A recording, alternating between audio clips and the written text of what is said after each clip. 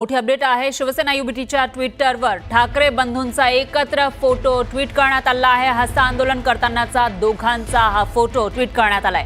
एकीकडे या दोघांनीही मनोमिलनाचे संकेत दिलेले आहे, एकत्र येण्याचे संकेत दिलेले असताना आता शिवसेना युबीटीच्या ट्विटरवर ठाकरे बंधूंचा एकत्र फोटो ट्विट केला आहे। त्यामुळे आता शिवसेना युबीटी एक प्रकारे इंटरेस्ट दाखवती असं म्हणावं लागेल। हस्ता आंदोलन करताना हे दोघे दिसतायत आणि तो फोटो शिवसेना युबीटी कडून ट्विट करण्यात आला। आणि या विषयी अधिक माहितीसाठी आपले प्रतिनिधी उदय जाधव हे आपल्या सोबत जोडले गेले आहेत फोन लाईनवर। एकीकडे उदय, राज ठाकरे असतील किंवा उद्धव ठाकरे यांनी 7 प्रतिसाद दिलेला आहे एकत्र येण्यासाठी, आणि आता पुढचं पाऊल टाकत शिवसेना युबीटीने हे फोटो ट्विट केला असं म्हणता येईल का? आपण म्हणू शकतो की अखेर टाळी पडली।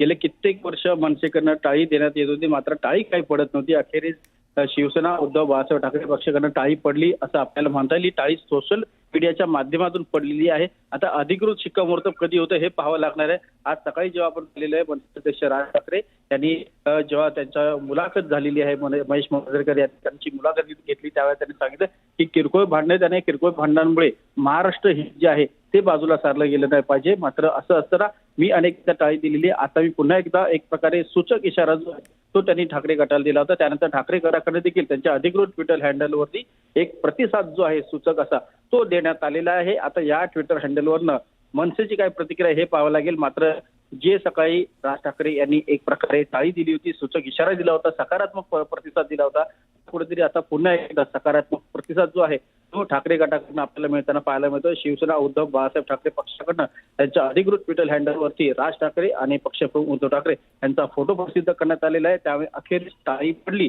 दोघांकडनं असंच आपल्याला म्हणालंय। आता ह्याच्यावरती अधिकृत शिक्कामोर्तब कसं होतं हे पाहावं लागणार आहे। त्याचबरोबर राज ठाकरे यांनी काही दिवसांपूर्वीच उपमुख्यमंत्री आणि शिवसेनेचे मुख्य नेते एकनाथ शिंदे यांच्यासोबत देखील स्नेहभोजन केलं होतं, चर्चा केली होती। त्यानंतर आता राज ठाकरे यांनी एक वेगळं जे आहे त्यांची राजकीय चाल जी आहे ती चाललेली आपल्याला पाहायला मिळते आहे। त्यामधून त्यांना प्रतिसाद देखील पाहायला मिळत आहे। त्यामुळे एकंदरीत आता महाराष्ट्राच्या राजकारणामध्ये एक नवीन राजकीय समीकरण जे आहे ते उदयास येताना आपल्याला पाहायला मिळत आहे। निश्चितच उदय, मात्र आणखी एक प्रश्न तो म्हणजे जरी या सगळ्या घडामोडी घडत असल्या किंवा एक प्रकारे 7 प्रतिसाद दिला जातोय तसं असलं तरी सुद्धा आता महाराष्ट्राच्या हितासाठी एकत्र येणार असं दोन्ही बंधू बोललेले आहेत आणि 1 मे जवळ आलेला आहे। त्यामुळे तोपर्यंत या सगळ्या घडामोडी घडून प्रत्यक्षामध्ये अधिकृत घोषणा होईल असं म्हणता येईल? अगदी बरोबर आहे, सर्वांना तीच अपेक्षा आहे। मात्र 1 मे महाराष्ट्र दिन जवळ आहे आणि त्याचबरोबर आपण पाहतोय की येणाऱ्या महानगरपालिका आणि निश्चितच उदय थोडंसं थांबवते मी। मनसे नेते अविनाश अभ्यंकर हे आपल्यासोबत जोडले गेले आहेत, त्यांची प्रतिक्रिया आपण घेऊयात। अभ्यंकरजी, अखेर आता टाळी पडलेली आहे, राज ठाकरेंनी साथ घातली आणि उद्धव ठाकरेंनीही प्रतिसाद त्याला दिलेला आहे। पुढे नेमकं काय होऊ शकतं मनसे आणि युबीटी एकत्र येण्याबाबत? नाही, जो काय निर्णय घ्यायचा आहे तो फक्त राजसाहेबच घेतील, परंतु जो काय निर्णय असेल तो महाराष्ट्र हिताचा, महाराष्ट्रातील भाषेचा, महाराष्ट्रातील जनतेचा विचार करणारे जे कोणी असतील त्यांच्या बाबतीतच विचार केला जाईल। सत्तेकरता ऍडजस्टमेंट करणाऱ्या लोकांकरता नाही। पण एक मनसैनिक म्हणून तुम्हाला काय वाटतं? आमच्या पक्षामध्ये आम्हाला विचार मांडण्याचे अधिकार आहेत, ते तुमचे विचार काय निर्णय असेल जो काही निर्णय अभ्यंकरजी निर्णय राज ठाकरे घेतील आणि राज ठाकरेंनी त्यांची इच्छा बोलून दाखवलेली आहे। मात्र एक मनसैनिक म्हणून, एक सामान्य कार्यकर्ता म्हणून तुम्हाला नेमकं काय वाटतं या युतीविषयी? नाही, मला काय वाटतं याच्यापेक्षा ते दोन्ही पक्षाचे प्रमुख नेते आहेत, बरोबर आहे। त्यांना महाराष्ट्र आपल्या दोघांपेक्षाही किंवा आमच्या सगळ्यांपेक्षाही उत्तम कळतो। जर यायचंच असेल, जर काही घडायचंच असेल तर ते फक्त आमच्या बाजूने सन्मान्य राजसाहेबच घडवू शकतात, बाकी दुसरं कोणी नाही। निश्चितच अभ्यंकरजी, धन्यवाद तुम्ही दिलेल्या या प्रतिक्रियेसाठी। तर राज ठाकरे याविषयीचा निर्णय घेतील असं अभ्यंकरजी म्हणालेले आहे। त्यामुळे आता एकीकडे आपण बघतोय राज ठाकरे यांनी साथ घातली होती आणि त्याला प्रतिसाद दिलेला आहे उद्धव ठाकरेंनी, त्याच्यामुळे दोन्हीकडून प्रयत्न होताना दिसत आहेत। पुन्हा एकदा जाऊयात आपले प्रतिनिधी उदय जाधव यांच्याकडे, ते याविषयीचे प्रत्येक अपडेट आपल्यापर्यंत पोहोचवतायत। उदय, आपण बघितलेलं आहे की 7 प्रतिसाद पाहायला मिळाली, त्याच्यानंतर एक पाऊल पुढे जाऊन शिवसेना युबीटी कडून आता फोटो सुद्धा ट्विट करण्यात आला आहे। याच्या पुढे मनसे कडून काय केलं जाऊ शकतं?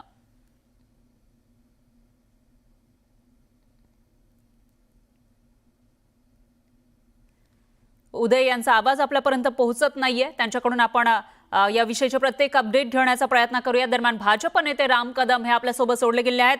राम कदमजी, परवा शिंदे आणि ठाकरे भेटलेले होते, राज ठाकरे हे दोघे भेटले होते आणि आता दोन्ही ठाकरे बंधू एकत्र येण्याच्या चर्चा सुरू झाल्या आहेत. तसे संकेत त्या दोन्ही बंधूंनी स्वतः दिले. तुमची काय प्रतिक्रिया?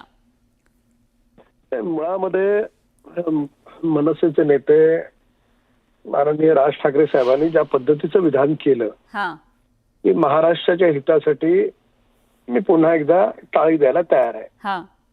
तर आता महाराष्ट्राच्या मराठी माणसाचा विषय काढल्याच्या नंतर तर ते विधानच इतकं चपखल होतं की जरी करता मनातून उद्धव ठाकरेंना पुन्हा टाळी घ्यायची नसेल तरी सुद्धा त्यांना हे कंपल्सरी अशा प्रकारचं विधान करणं किंवा ट्विट करणं हे त्यांना गरजेचं वाटलं. कारण अशा प्रकारचं विधान जर त्यांनी दिलं नाही की मी मराठी माणसाच्या आणि महाराष्ट्राच्या हितासाठी मी पुन्हा पुढे यायला तयार आहे, तर पूर्ण महाराष्ट्रात आधीच त्यांची कुचंबना झालेली आहे. आधीच बाळासाहेबांचे विचार सोडले म्हणून त्यांच्यावर टीका होते, त्यांच्या जवळचे लोक त्यांना सोडून गेलेत, तर अजून वाईट परिस्थिती उद्भवेल म्हणून उद्धव ठाकरेंना अशा प्रकारचं ट्विट करणं ही त्यांची राजकीय आवश्यकता होती. भाग 1. पण भाग 2 की असं ट्विट केलं तर पुढे काय होणार आहे. मुळामध्ये दोन्हीही परिवार एवढे दूर गेलेत एकमेकांच्या. पण राम कदमजी, थोडंसं थांबवते मी. दोघेही म्हणाले की जी भांडणं होती ती किरकोळ होती.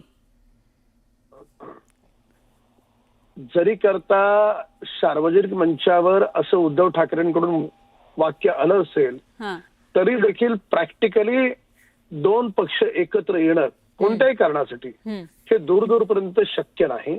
त्याला अनेक कारण आहेत. त्याला पहिलं कारण असं आहे की बाळासाहेबांचे विचार उद्धव ठाकरेंनी सोडलेत.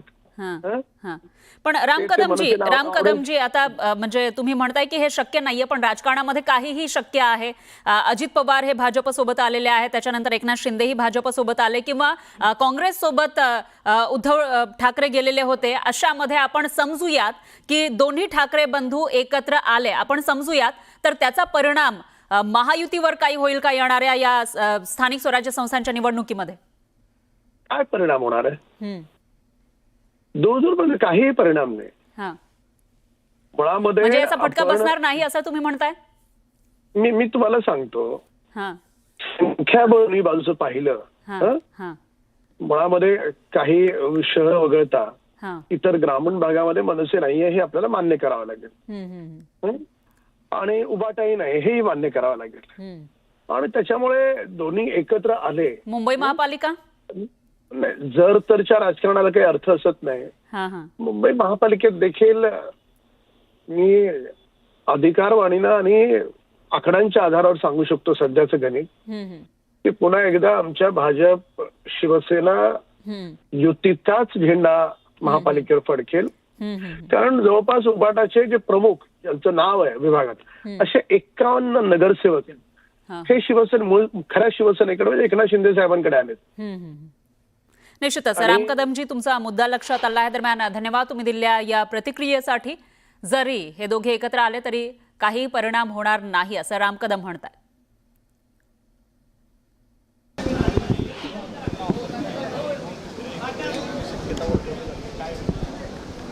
हे बघा, तो त्यांचा वैयक्तिक घरगुती दोन भावामधला विषय आहे आणि त्यांनी एकत्र यावं का बाजूला त्याचा विचार त्या दोघांनी पूर्वीपासून करायला पाहिजेत होता.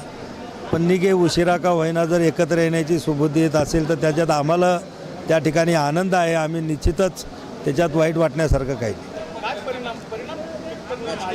हे बघा, महायुती एवढी सक्षम आणि एवढी खोलवर आमची कामं, आमचे विचार आणि आमचा संपर्क आहे की असे कितीही लोक एकत्र आले तरी त्याचा